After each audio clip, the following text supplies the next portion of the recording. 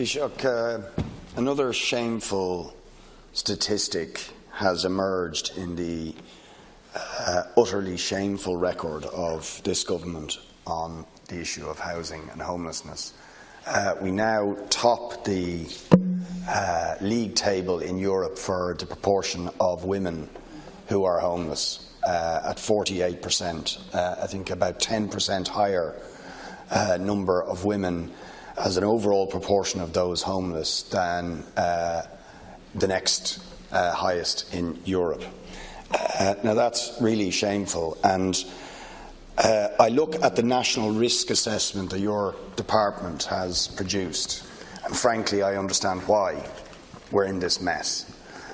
Because while there's a lot of, this is just produced in the last couple of days, and while there's a lot of commentary about how we got here, the failures of the market, all the prescriptions, insofar as there's any, and there's very little to be honest, in the risk assessment, no mention of social housing. None. Now that is extraordinary. When we have a collapse in the provision of social housing being the key reason we are in this mess, and there's no mention of the need to dramatically increase the stock of social housing and for the state to do it when the market has so obviously failed. And it is in that context, Taoiseach, I am asking whether you will consider, as I've asked before, and others have too, to move legislation for a constitutional referendum on the right to housing. Thank you. It needs to be established in our Constitution to put an obligation on the state to deliver the housing that we so urgently need to deal with this shameful situation that has emerged under your under Fine Gael's watch. That's in place already. I only had a cursory look at the Trinity College report, the Women and Homeless in Europe report, which was published this morning.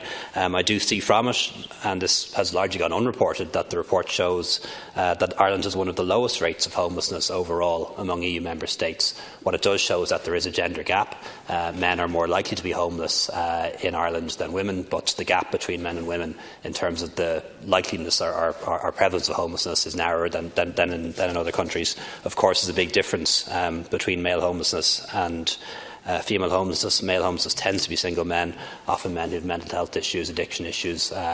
Women tend to be a different group, often have children, obviously, and that's really why the family hubs are being developed, crucially, to provide alternative accommodation to hotels, which is not something that anyone thinks is suitable. While the report that you reference may not talk about social housing, the government's actual strategy on homelessness and housing does, and contained within the Rebuilding Ireland plan is a commitment to increase our social housing stock by more than a third. So reversing the policies of previous governments, which was to sell off our social housing stock. Instead, we're going to expand our social housing stock by more than a third in the coming years. And indeed, 1,600 social housing units are now in the process of planning and construction.